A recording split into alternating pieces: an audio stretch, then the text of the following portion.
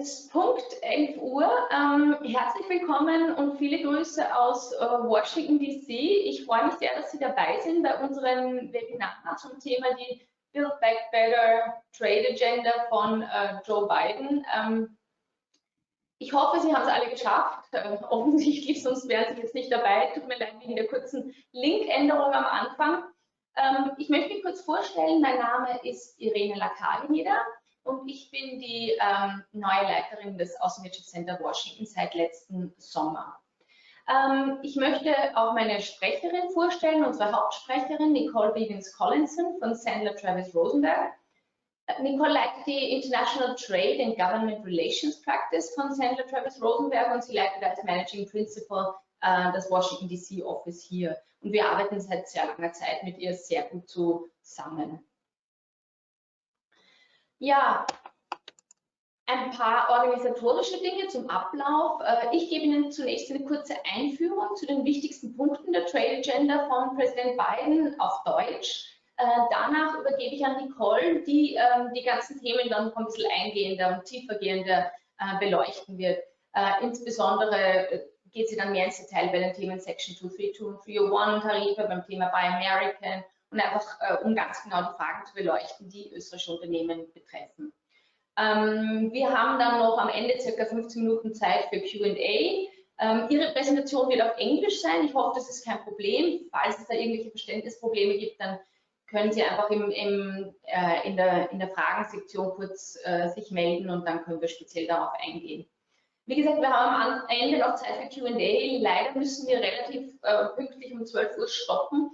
Falls es sich also aus zeitlichen Gründen nicht ausgehen sollte, dass wir alle Fragen beantworten, dann können wir die gerne nachträglich per Mail noch beantworten. Können sich gerne an uns wenden. Sie haben am Ende der Präsentation dann unsere E-Mail-Adresse eingeblendet.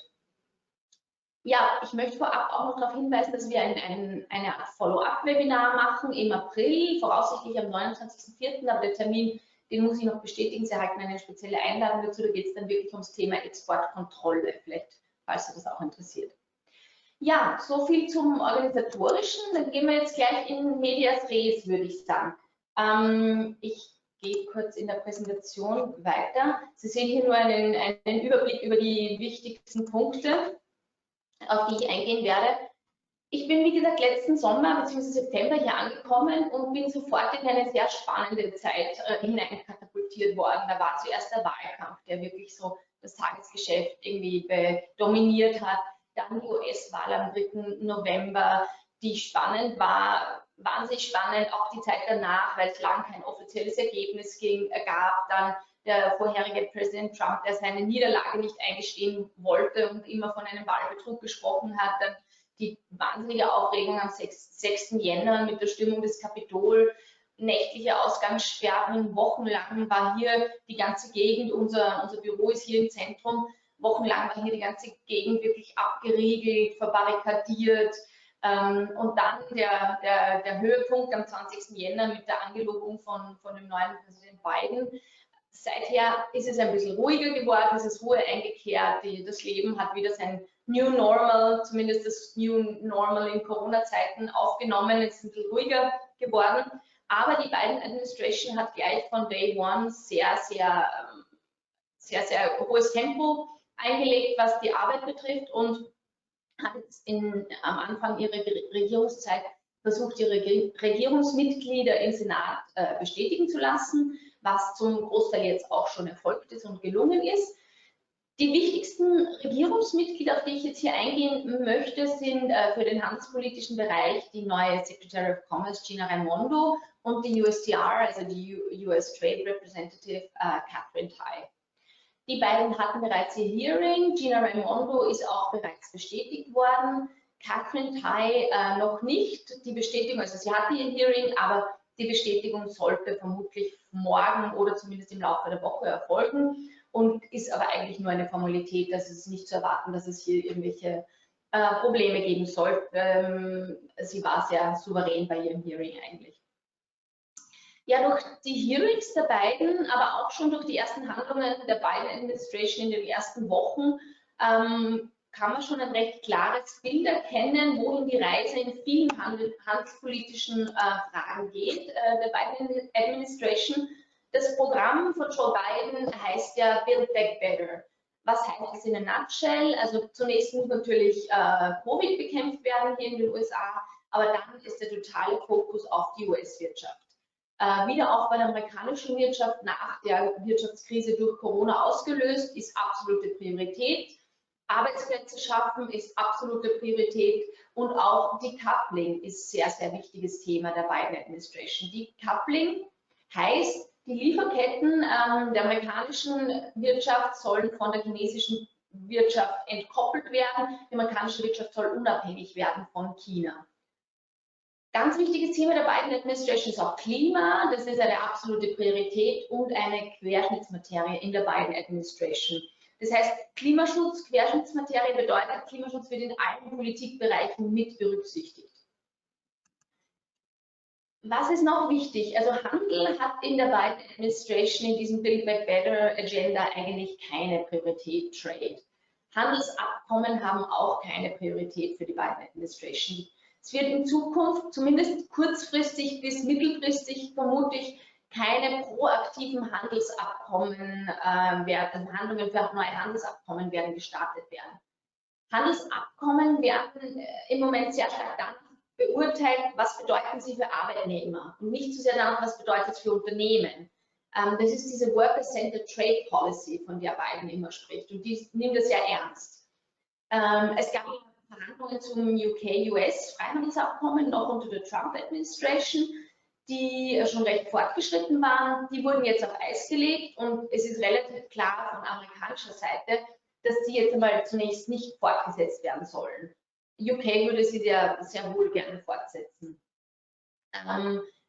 EU-USA-Trade-Abkommen wird es jetzt auch keine Fortführung der Verhandlungen geben. So schnell, das ist auf Eis, das sehen beide Seiten so. Beide Seiten sagen, man kann nicht da fortsetzen, wo man aufgehört hat. Die Umstände haben sich verändert. Eventuell wird es aber so sein, dass man sich einzelne Punkte des bereits ausverhandelten Freihandelsabkommens rauspickt und hier Schritte setzt. Also eine sektorale Handelspolitik mit der EU ist ja wohl denkbar.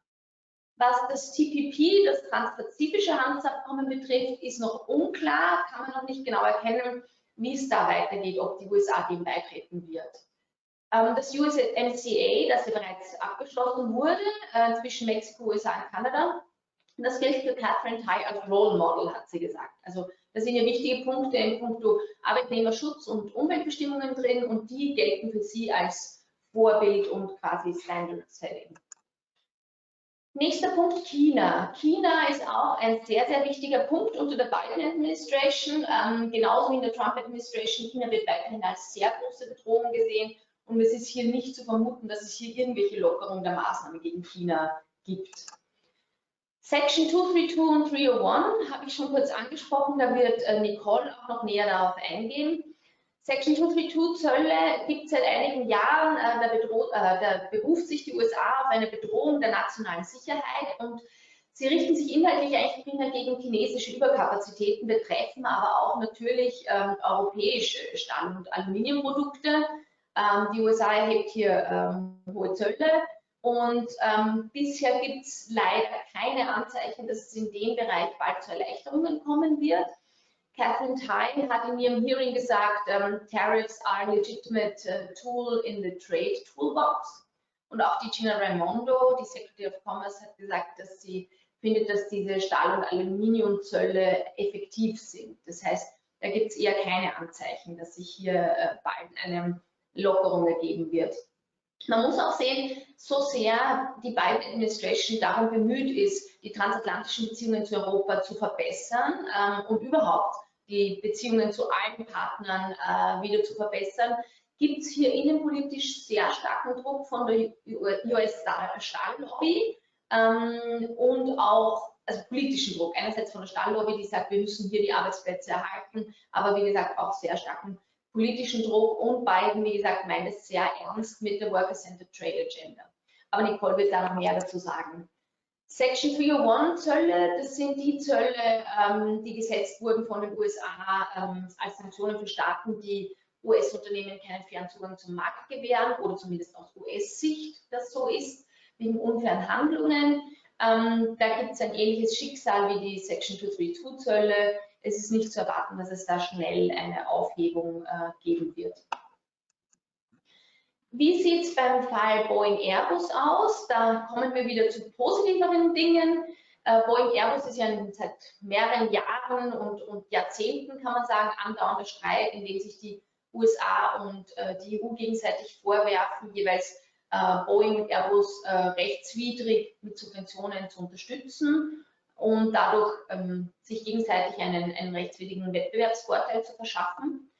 In dem Bereich haben die USA und die EU jetzt eine Aussetzung der Zölle beschlossen für 4 Monate und man versucht in der Zwischenzeit eine Verhandlungslösung zu finden. Die EU hat ursprünglich 6 Monate vorgeschlagen und wollte, dass diese Zölle 6 Monate ausgesetzt werden, um zu verhandeln. Jetzt sind es 4 Monate geworden, das ist aber auch in Ordnung. Gleichzeitig mit diesem Aussetzen der Zölle zwischen der USA und der EU gab es auch ein Aussetzen der Zölle zwischen den USA und UK.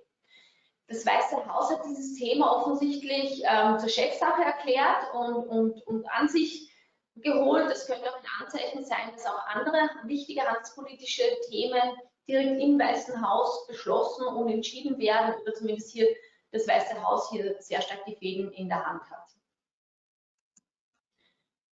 Ja, also bei den Airbus-Boeing-Zöllen, wie gesagt, da geht es um wichtige Maßnahmen, da geht es um Zölle auf Waren im Wert von 7,5 Milliarden $, die von der EU in die USA exportiert werden und umgekehrt Zölle auf Waren im Wert von 4 Milliarden $, die von den USA in die EU exportiert werden.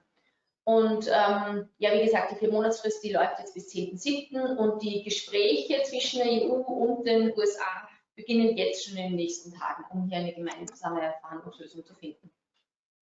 Ein anderer Punkt, der sich eher positiv entwickelt hat seit der Biden Administration, ist die Digitalsteuer, Digital Services Tax. Da wurde von Seiten der USA im Moment bisher noch keine Gegenmaßnahmen gesetzt, weder gegen Österreich noch gegen andere Länder, die die Digitalsteuer in ihren Ländern schon eingeführt haben.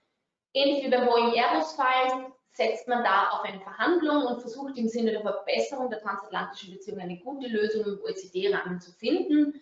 Das ist sehr gut und das war wirklich noch ein Krimi vor Ende der Trump-Administration. Da hat man ja befürchtet, dass die Trump-Administration noch schnell Maßnahmen setzt, aber sie hat es dann doch der Biden-Administration überlassen und die Biden-Administration setzt jetzt einfach mal auf Verhandlungen und abwarten, was natürlich für uns Österreicher sehr positiv ist. Letzter Punkt, bevor ich an Nicole übergebe, ist das Thema Buy American. Die Build Back Better Agenda von Biden, habe ich ja schon gesagt, Prioritäten Wiederaufbau der Wirtschaft und Arbeitsplätze schaffen und Unabhängigkeit der Lieferketten. Was ist dazu nötig? Dazu muss natürlich die USA die heimische Produktion stützen und unterstützen. Es gab bisher schon einen Buy American Act, der schon 1933 erlassen wurde und der vorsieht, dass die US Regierung bei der öffentlichen Beschaffung US-Produkte bevorzugen muss. Da gab es aber und gibt es nach wie vor verschiedene Ausnahmen, zum Beispiel wenn das US-Produkt um 25% oder mehr teurer ist als ein ausländisches Produkt oder auch wenn das gesuchte Produkt womöglich in den USA gar nicht verfügbar ist in ausreichender Quantität oder Qualität oder wenn es im öffentlichen Interesse ist. Also die Ausnahmen waren relativ großzügig. Sehr kurz, wenige Tage nach seiner Angelobung hat aber Präsident Biden eine Executive Order erlassen zum Thema Buy American, die Umsetzung dieser Buy American Regelungen etwas strenger ausgestalten soll. Also es soll weniger Waivers geben, die Kontrolle der Umsetzung der Buy American Regeln soll zur Chefsache gemacht werden und auch durch eine Stelle kontrolliert werden, die im Weißen Haus geschaffen werden soll. Genaue Details müssen hier auch noch ausgearbeitet werden, aber man muss das Thema auf jeden Fall im Auge behalten, weil es, wie gesagt, den Zugang ausländischer Unternehmen zur öffentlichen Auftragsvergabe in den USA erschweren könnte und wird. Ja, das war's schon. Insgesamt, wie gesagt, ein buntes Bild, kann man sagen. Man kann sagen, natürlich ist die USA jetzt sehr bemüht, die Verbesserung zu den Alliierten und zu den Partnern, insbesondere eben auch zur EU zu verbessern und die EU sieht das natürlich auch so und freut sich darüber. Aber wie gesagt, aufgrund der Zeit war das jetzt nur ein sehr, sehr schneller Tour d'horizon über einzelne herausgepickte Punkte. I will now hand over to Nicole. Nicole, she will go into more detail, and Nicole, I would like to give the floor to you now and ask you to start with your presentation. Great, thank you, Irene. So as you can see, there is a lot of material that we need to look at in this discussion. I'm going to cover as much as I can, as quickly as I can, and focus on some of the issues that I know are especially interesting for you. And first, just let me say that I do work at a law firm. I am not an attorney, so please don't consider this legal advice. This is consultatory advice. And if you have any questions, we can follow up with those later. Specifically, what we're going to look at, what are some of the policy indications from a Biden administration, 301, the Digital Services Tax, the 232, the Buy American Act, and some mitigation strategies. And so part of this picture here is to show you, depending on where you stand, things look differently. This could be a 6 or it could be a 9. Some people see this as favorable. Some people see this as not favorable, having a new administration. So we're kind of looking at it from both ways. With respect to China, I think one of the key takeaways that I had from the early days of the Biden administration was the time and the order in which the president made phone calls to our trading partners. He waited until February before he called President Xi. He also waited until after he'd even called Russia before calling China. I think that's very indicative of the sort of policy that this administration is going to take, which is incredibly cautious towards China, and also letting the Chinese know that they are not going to drive this administration. They're not going to get all of the attention that had been given to it and driving the trade policy as they had done under the Trump administration. We do know that there was a very hard line that was taken with respect to human rights issues and different trade issue, workers' rights issues, specifically, as you may have heard, with regard to the Uyghur Autonomous Region, the Xinjiang Uyghur Autonomous Region. I didn't touch it. Sorry, I don't know what happened to my slides.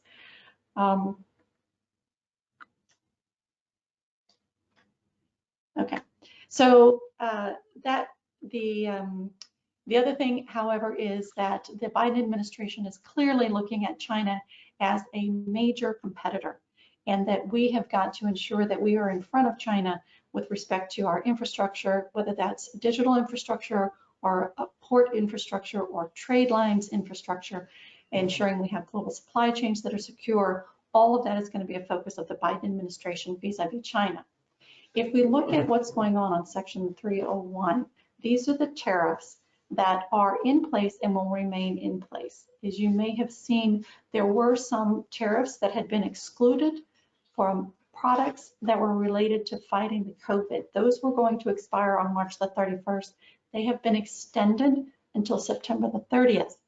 There is a strong push by many companies in the United States on their members of Congress and on the Biden administration to extend the exclusions that had expired previously.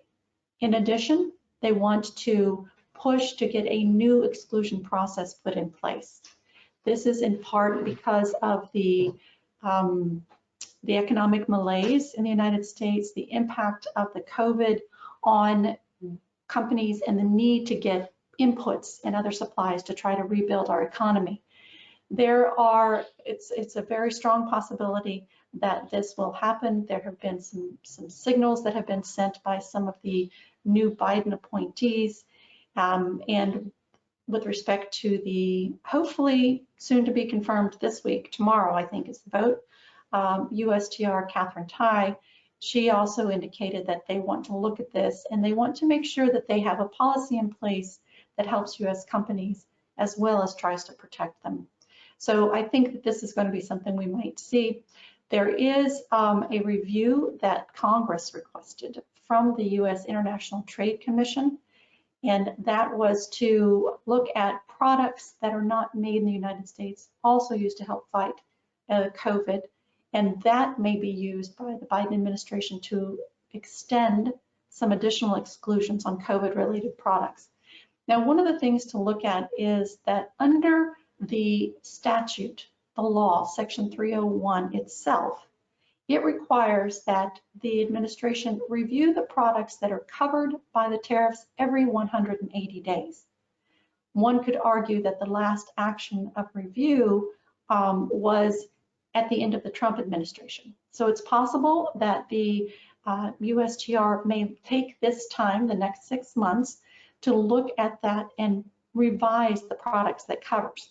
The other thing that's important to note is that the statute requires every 4 years that the need to continue this type of action be reviewed. And what that means is every 4 years, if you have put something in place, you have to undertake a full review to determine should that stay in place. Was the tariff measure effective in removing or addressing the issues, which were intellectual property theft, trade secrets theft? And so you have to make this determination whether or not that has been successful, and if so, then to continue it or not to continue the action. The other thing is to take a look at the lawsuit that's pending in the United States. There is a Court of International Trade challenge to the ability of the Trump, well, I guess the administration, now it was the Trump administration, now it's the Biden administration, but of the administration to impose the tariffs for goods on list 3 and 4A. It does not address the goods on list 1 or 2. There have been probably 6,000 to 7,000 companies who have filed to participate in this lawsuit, stating that the administration exceeded its authority under law. They have put together a 3-panel judge. They have then put together they created a master case because there were so many cases. There were 3,500 different filings that were made. Each of those filings might have 10 or 20 companies that are participating. So they put together a master case, and the US government responded. Their response was due on March the 12th. So they have just responded to the case, and we're going to see that moving forward quickly. The other thing is there is a WTO challenge that was brought about by China against the United States for goods on lists 1 and 2. Now, the panel determined that the United States was justified under the moral clause for bringing the lawsuit and bringing the action, but the problem was the panel was not satisfied that the United States had demonstrated that the appropriate action to address this problem of intellectual property theft and trade secrets theft was to apply these tariffs. So because they had not demonstrated that, they ruled that the provision was not justified under the WTO rules. The US, of course, response was, well, we're going to appeal it. The problem is that the United States also basically shut down the appellate body because you have to have a certain number, 7 people, as the pool to create an appellate body, which consists of 3 members from that 7-person pool. The United States has blocked the appointment or nomination of anyone to that pool. So right now, there's no appellate body. So by making taking the position that, oh, we'll just appeal that decision, nothing happens and it doesn't move forward. So these two both are still pending. The lawsuit may be resolved in September of this year. And then we have to see if the Biden administration decides that they want to appeal the case, because they could appeal the case to the Court of Appeals for the Federal Circuit. So we're waiting to see what happens there. Now, with respect to, as Irene mentioned, the Airbus Boeing issue, you all should know that the Biden administration declined to change the products that were covered. He had the opportunity to carousel or rotate products on and off the list, declined to do that. Then in talks with our partners in the UK and in the EU, all of the parties agreed to suspend the tariffs for at least 4 months. Now for the UK, that agreement was reached and became effective on March the 4th. For the EU, that became effective on March the 11th. I will tell you, however, there has been some kind of strong criticism of the Biden administration for suspending the tariffs. They felt that we were in a position of power. We had 7.5 billion goods that were subject to tariffs. The EU only had 4 billion. So we had double what they had. We should have gotten more. We should have gotten more commitments, more something from the EU. So just to give you an idea that there is this pressure on the Biden administration, that the Trump administration gave them a royal flush if you're playing poker, and that they should therefore use that ability in holding all the cards to make better deals and exchanges with companies. With respect to the digital services tax, I think it's interesting to note that we have some US states that are starting to look at the DST as a possible revenue raiser, right? The state of Maryland has put together a proposal for a tax. Now, what this tells me is that we in the United States, companies don't want to have 50 different DSTs because each state could levy its own digital services tax. When something like that starts to move forward, generally Congress will try to shut it down by creating a federal law that will put something in place.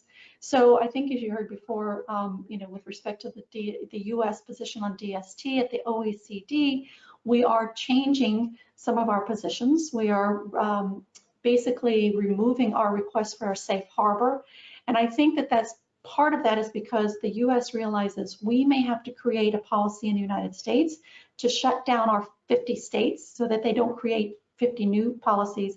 And if we're going to have a federal policy, we want to have one that's going to be consistent with the other countries as well. So Secretary Yellen is basically ready to re-enter into the negotiations under the OECD.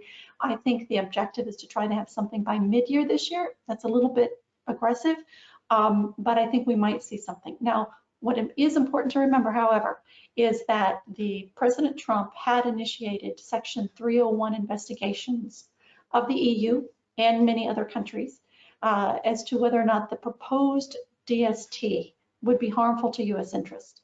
The decisions in all of those cases were, if the country had already passed the law, for example, France and Ireland and Brazil and some others, to put in place a digital services tax, they deemed that that would harm U.S. interests. For the pending DSTs, those that have been proposed but not yet implemented, the Trump administration determined that the proposal as currently written at the time of the review would damage U.S. interests, and therefore we should take action. However, the Trump administration held off taking any action pending the incoming Biden administration. So again, we've got a situation where the United States basically has a good card, a good hand of for playing poker, and they have this 301 reviews that if they want to at any time, they could go ahead and invoke them and impose tariffs or tariff rate quotas or some other measure under that. So they're looking at this as leverage, and I'm fairly confident that they're going to go into the OECD talks having those cards ready to play them if they need to, that they'll put tariffs in place. On the 232, as you know, some of the biggest ones that concern you are steel and aluminum. The Commerce Department, the biggest change that they did is they put in an interim rule that would change the manner in which exclusions have been granted. I will tell you that I was on a call yesterday with the Minority Trade Council, Chief Trade Counsel for the Senate Finance Committee, so the Republican Chief Trade Counsel, and one of the statements that he made was that the exclusion process that was put in place by the Department of Commerce was a complete mess. It was a fiasco. They need to review it, and that Congress is actually looking at potentially dealing with, through legislation, the 232. So there could be changes that are going to be brought about not only by the Biden administration, but also by Congress as they move forward. So that's something we need to watch to see what they're going to do.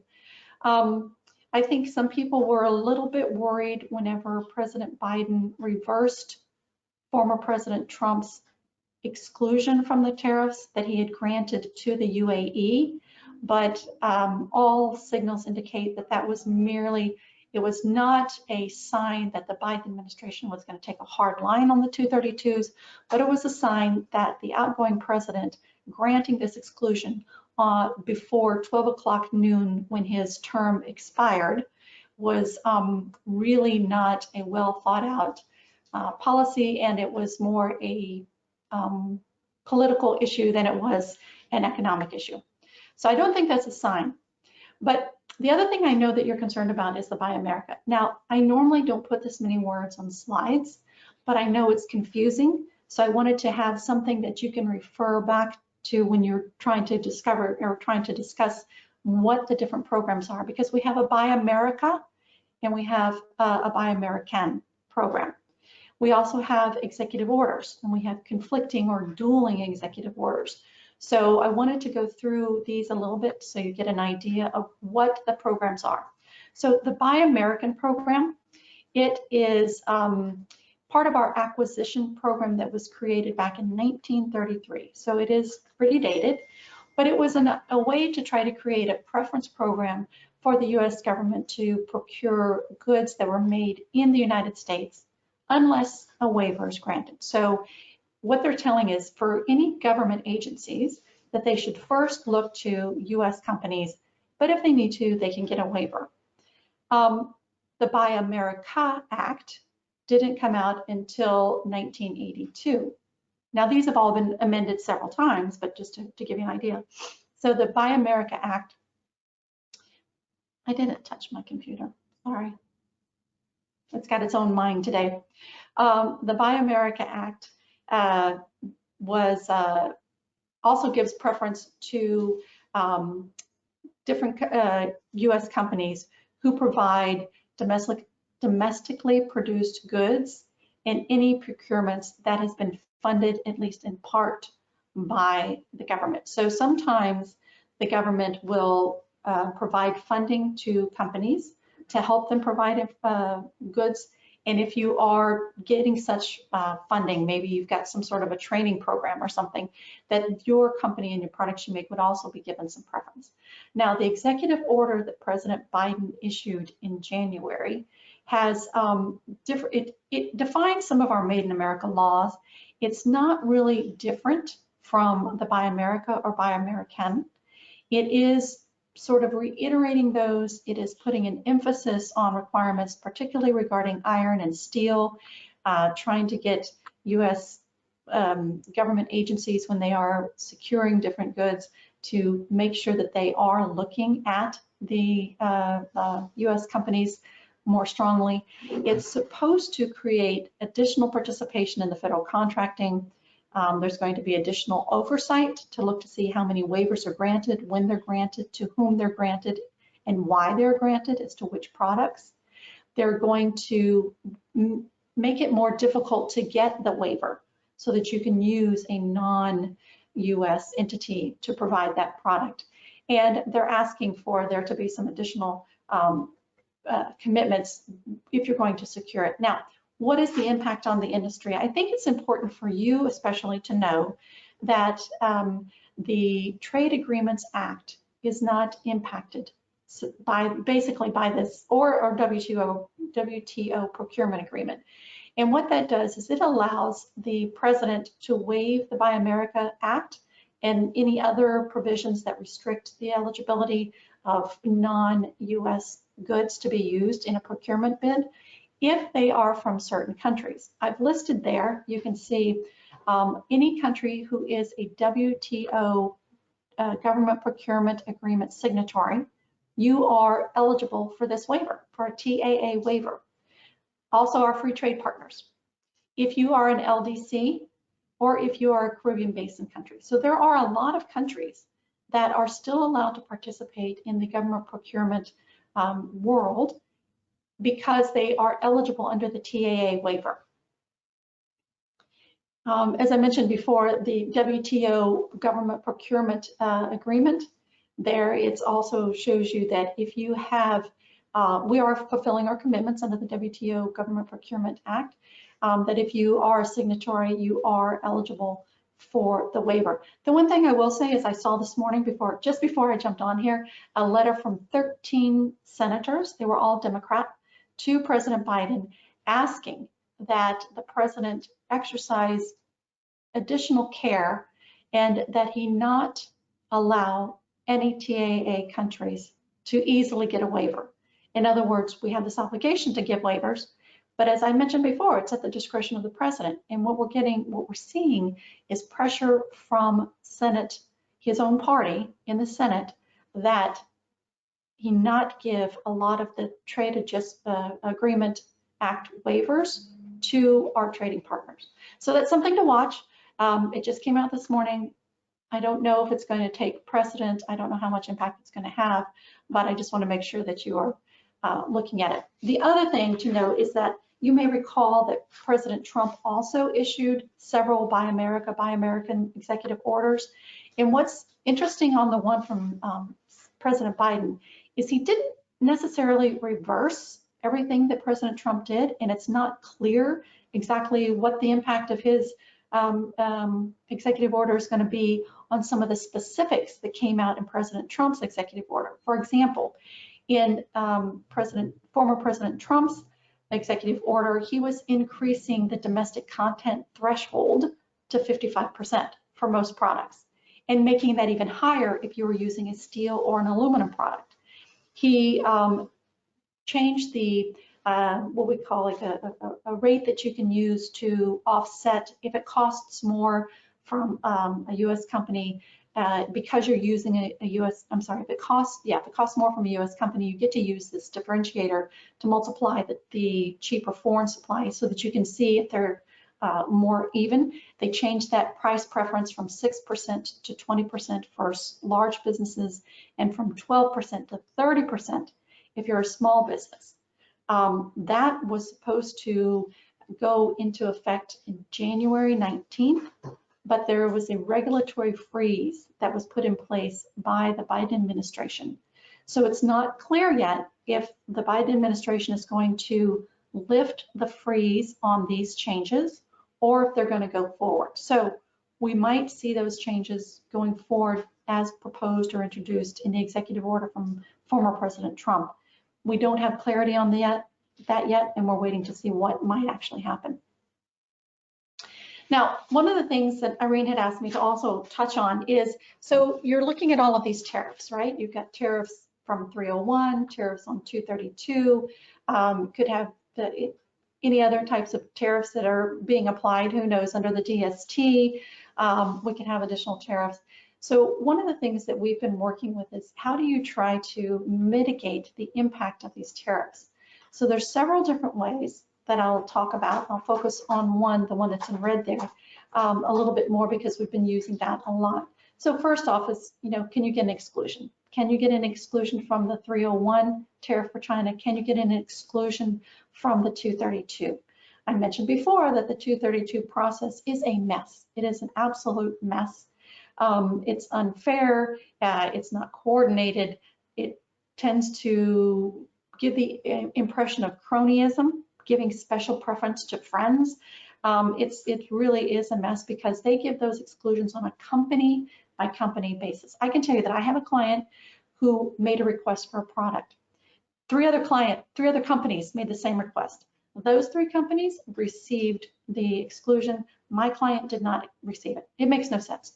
So it's difficult to do, but I can tell you we've been very successful for many clients. The problem is for the 301s, that process is shut down, at least for now. We're hoping to reopen it. For the 232s, we also have had success, even though my one client got rejected. We've had a lot of success on a lot of their other products. So, it is still possible to get those. Another thing that we worked with a lot of companies is on classification. Because if you look at the way goods are classified, we have found that many companies classify a product in a certain tariff number because that's where it's always been classified.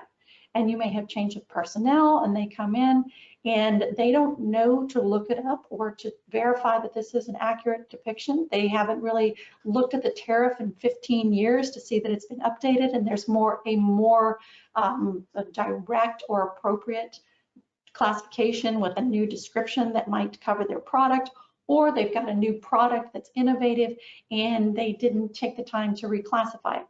we spent a lot of time with companies looking at their products to determine, is it classified properly? And if it's classified properly, is it still subject to those tariffs, whether it was 301 or the 232? And we found many instances that the goods were incorrectly classified, that if we move them into a different classification, we could move them either out of coverage from the tariffs, or we could move them from a 25% rate to a 7.5% rate.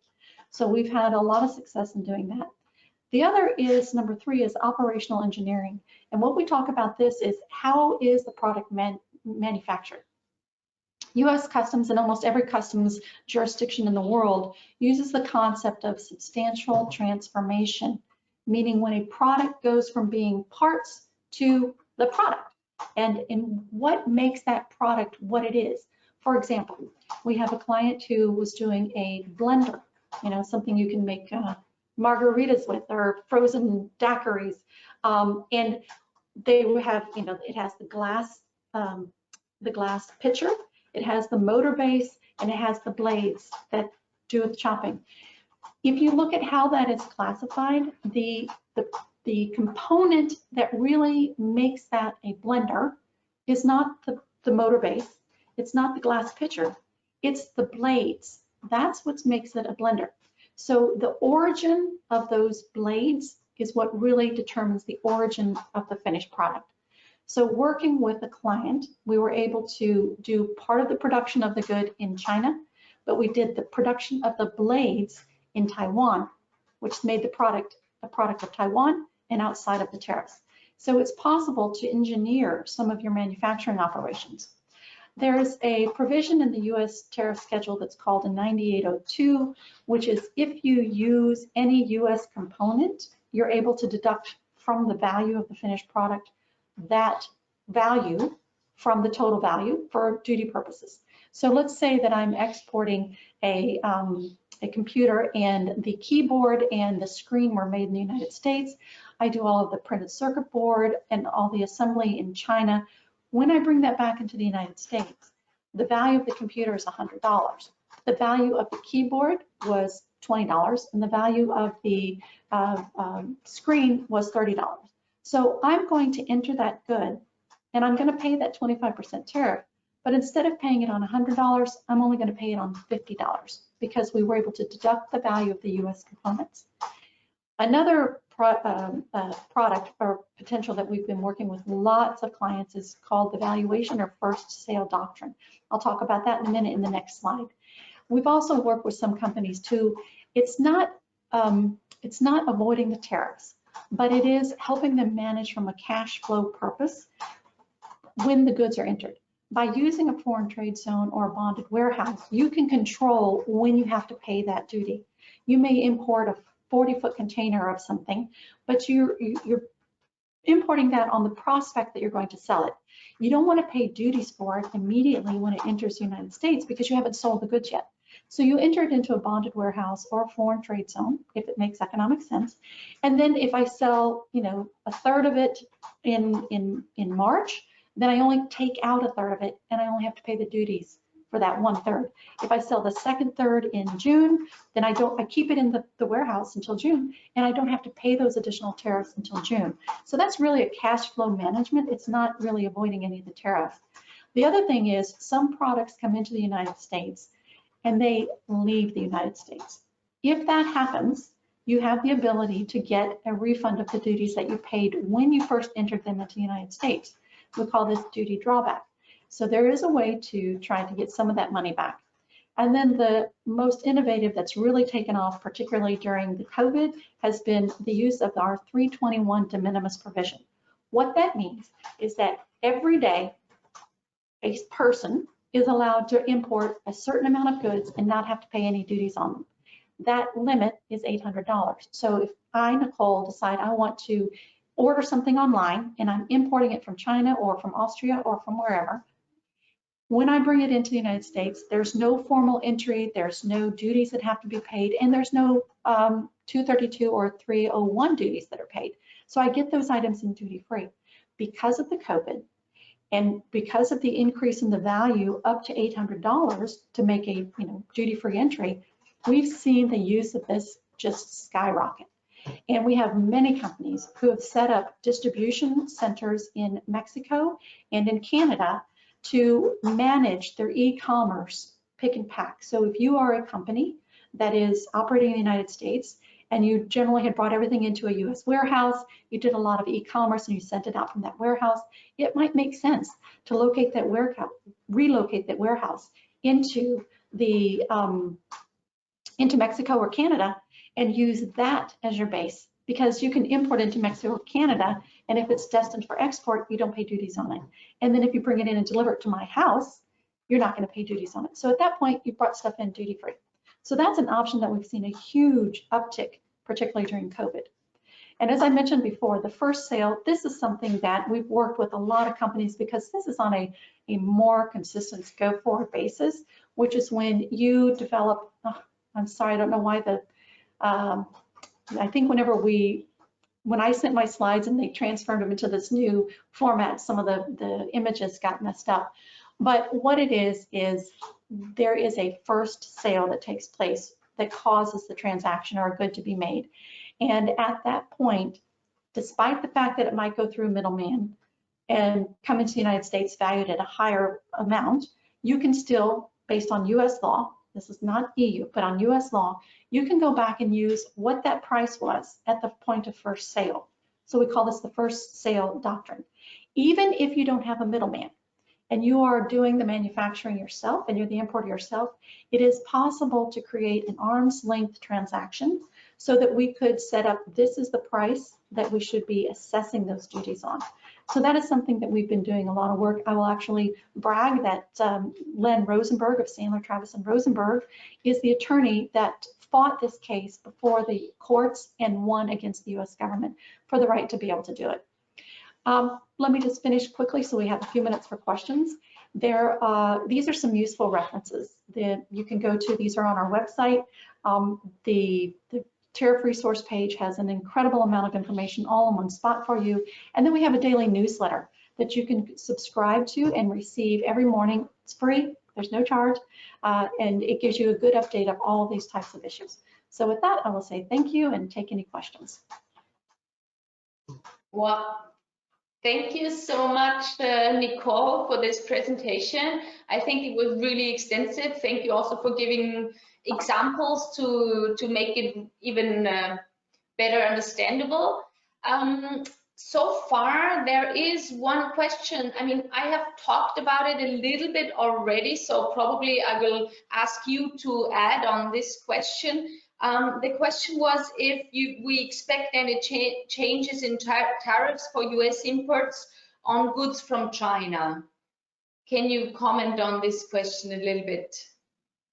So I think we can expect that in the short term, there's not going to be any changes. I think that the Biden administration may be looking for a way out of some of the tariffs that are particularly on items on list 3 and 4A, that they have, as I mentioned, several options to get out from under these tariffs without appearing to be soft on China. One is they have the 180-day review. They can make some changes. 2, they have the 4-year review that the statute requires, and that due date is in August. The review should happen in August of this year. And 3, they have the pending lawsuit. So if the courts, for example, determine that these tariffs were put in place and exceed their authority, they can then remove them. And the Biden administration can say, I'm not being soft on China. I'm doing what the courts have told me we have to do. So I think that the Biden administration is going to be looking at this with how can I still keep the pressure on China, but at the same time, how can I address some of the US companies' needs? And how can I justify the action that were taken? And I think they're actually going to look to see whether or not the action taken has resulted in any tangible changes in Chinese government's behavior. And I think that we've already had indicators that the Biden administration believes that we can't do this alone. We must engage our EU partners. We must engage some of the other trading partners to help us take action to prevent China from all of its intellectual property theft, trade secrets theft, and some of the other actions, concerns about the 5G technology, et cetera. So I think that there's going to be a different approach by the Biden administration where we could see some changes in the tariffs. But I think if that happens, it won't be until maybe Q3, Q4 of this year. Yeah. So actually, I wouldn't want to be in President Biden's shoes because, as you just said, it will be very difficult for him to find this compromise between, being more open to partners and allies and being a little bit softer, but never being too soft because he has this strong domestic, economic, and political pressure. So that's really a tough one. Wouldn't want to be in his shoes. Well, a question to the audience. If there are any more questions, you can post them in the chat. We have 10 more minutes to discuss some questions. If you only think about some questions afterwards, you're always welcome to send us an email. Our address is washington@wko.at. I can say this in German. Yeah, so if there are no other questions from the audience, then I will ask another question. We were talking about Buy American. I mean, President Biden has, he's planning to invest so much money in, for instance, infrastructure, public transport, climate. I mean, there's so many areas and really, really big sums of money that he's planning to invest into, as I said, like infrastructure, like environmental technology. Austrian companies are very, very, very good in this area. So this would be, there would be a lot of chances for Austrian companies in that sector for investment. But how big will the effect of the Buy American Act how big will the effect really be on companies? Is it because I was talking to another specialist and she kind of said, well, that so far there's only 4% of all public procurement coming from foreign companies, and the rest is all domestic public procurement already. So how big will the effect really be? What do you think? I think that's a valid point. I think that when you sort of break it down into numbers as to how much has already been awarded to foreign companies, it is relatively small. When you look at the Department of Defense, however, I would say that is one area where we have seen a lot of waivers that have been granted. There were some GAO reports, our General Accounting Office reports that examined the proposals that had been submitted and waivers that have been granted in various branches of our government, particularly in the Department of Defense. And they found that many times the proposals, the request for a proposal did not even include the verbiage, the words that said, you must first look to an American company. You must first look to buy something from the United States before you look to sourcing from somewhere else. So they found that there were a lot of irregularities in how the proposals by the government agencies were issued. They also found that many times they were going for the cheapest or lowest cost items. Now, there's this pressure that you need to address, which is the Congress is limiting the budget for the government. So you have Congress saying you only get this much money, and if the Defense Department, if the Army, the Navy, or whomever needs to secure a new boat, they've got to build that boat, but they only have so much in their budget. And if the U.S. companies can't meet that amount, then they're going to have to use imported or cheaper. And imported does not always mean cheaper, but they're going to have to use a lower cost provider other than a U.S. company. So I think that it could have more of an impact in the Department of Defense area and less of an impact in some of the other government agencies and some of the other work that we do. But again, we don't know exactly yet what the Biden administration is going to put out there for bids, for new infrastructure, for new bridges. for new roads, for fixing some of our ports. And those could be large government procurement items. So I think that's something to watch for the future, that maybe in the past it's not been so much, but in the future it could be more impactful.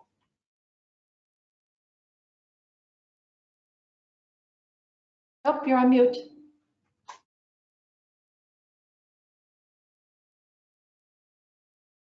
Can't hear you. Sorry, forgot to unmute myself. We've received some more questions in the meantime. One of them is there anything particular to think about with regards to art advisory or trade? Read that again. Is there anything particular to think about with respect to? With regards to art advisory or trade. Our advisory or trade? I'm not sure I understand the question. Okay, I will ask, maybe we can proceed with it like art, as in art, A-R-T? A-R-T, art. I thought you were saying our, O-U-R. And I'm like, our advisory? With respect to art and the Buy America part of it? I think in general. Just in general. You know, I don't know that there's going to be that much of a change of it, because art is a different thing, right? Art, it's not like, I mean, if you have a painting that's by a specific artist, you're not going to be able to get that same artist or that same painting from anywhere else. It's irreplaceable. It's not fungible. You can't just switch it out for something else. So I don't think that there's going to be that much of an impact on it. Okay. Then we have another question. Could you please elaborate in general on Biden's tax policy for the future? Well, that's going to be taxes. The digital services tax, or just general taxes? I think general, because we've been talking about digital services tax. So, and I think the person who asked the question would ask in general and not so much about digital services tax. Okay, so there is an expectation that and it's not so much Biden as it is the Democrats. You have the Democrats who have the majority in the House, and they have the majority in the Senate. And the president is going to, I mean, if we've seen that with respect to this $1.9 trillion bailout package that was passed. It was done completely by the Democrats, and Vice President Kamala Harris came and cast the deciding vote, and the president, of course, signed that into law. There is a lot of interest in changing our corporate tax laws. Again, as you recall, when former President Trump first came in, we lowered those taxes. There is an expectation that the taxes will increase, corporate taxes in particular, and there may be some increases. I found this very interesting. I was actually watching a panel with Speaker Pelosi, and she said that in order to help pay for some of this infrastructure and other spending that they want, they're looking at the harbor maintenance fee, which would directly import your companies who are importing into the United States, because that fee is assessed when the goods arrive at our border. So the HMF, the harbor maintenance fee, may be a target to be increased, and depending on how much you export, your company or country may be impacted more. If it's high value, a high value product, you may export 2 of them. Maybe it's a piece of art that's really high value, but if the HMF is assessed and increased, you're going to have to pay a lot more than maybe bring in a 40-foot container. If something has a low value, you're not going to have to pay as much, because it's based on the value of the imported product. So it could impact some of your exporters much more so than some of the others, depending on the value of the merchandise being exported. But I think we may see that. I think very strongly that that's going to increase. It hasn't increased for about 8-9 years, so that probably will increase, and then the corporate taxes, I think, are going to increase. All right. We have more questions. One person is asking, we're an Austrian company working in the automation sector for intralogistics solutions, for instance, hospital intralogistics. Currently, we're checking to participate in public tenders. Do you have some info about the requirements to do so? Any additional info in the context of Buy American versus an Austrian company trying to expand its business? Okay, so again, one of the things that I mentioned is it's not clear to us yet the impact of the executive order that President Biden issued on the changes that former President Trump had put in place with respect to percentages of U.S. content or use of U.S. goods. So I think we have to take a look at what is going to happen. Recall I said that whenever the Biden administration came in, one of the first things they did is issue a pause on any new regulations that had not gone into effect. That's a 60-day pause. That is over now. I think actually today or tomorrow is the end of the 60 days. But it also said that if something had not yet gone into effect after the 60-day review, to have a delay of another 60 days before it would become effective. So we may see a little more instruction over the next 2 months. I just don't want to go too far out on what may or may not happen because we're not really that sure yet. Because Biden could decide to go ahead and allow the percentages to increase and allow the differentials on a small business and a large business to increase, making it harder for your company, meaning that if you were to put in a bid for something and you were more than 30% or less than 30% less expensive than the small American business, because of that 30% differentiator, the award would go to the US company. So in pricing your goods, you may look at what are those percentage differentiators and can I price my product so that I still have the better price even after you factor in that differential. So, I mean, part of it is gaming it, looking at the system to see how it might work. So those would be my recommendations. All right, well, thank you. Well, Nicole, we still have a couple of questions open. I don't know if you mentioned that you really have to go at 12, so I don't know if you still have time for 1 or 2 more questions, or whether you would prefer to just answer those. We can answer those after the webinar via email. I would prefer if we do that by email, just because I've got another presentation I've got to start now. Okay. Well, I'm sorry that we couldn't answer all your questions now, but we have the questions here. We have your contact details. So definitely we will follow up and we will get back to you with the answers to your questions. Well, thank you so much for being with us today. As I said, we will have another webinar end of April on, I can actually switch to German as well. Wir haben das nächste Webinar zum Thema Exportkontrolle Ende April. In der Zwischenzeit bedanke ich mich sehr herzlich für Ihre Aufmerksamkeit. Sie bekommen die Folien, weil dahin ging auch eine Frage, Sie bekommen die Folien im Nachhinein zugesandt und das Webinar wurde auch aufgezeichnet und Sie können das im Nachhinein auf dem YouTube-Kanal der Außenwirtschaft Austria noch einmal anschauen, falls Sie Teile verpasst haben. Ja, vielen Dank fürs Dabeisein. Wir freuen uns, wenn Sie andere Fragen haben. Sie erreichen uns jederzeit unter washington@wko.at und können sich jederzeit bei uns mit allen möglichen Fragen zu diesem Thema wenden. Vielen Dank noch einmal und schönen Abend nach Wien.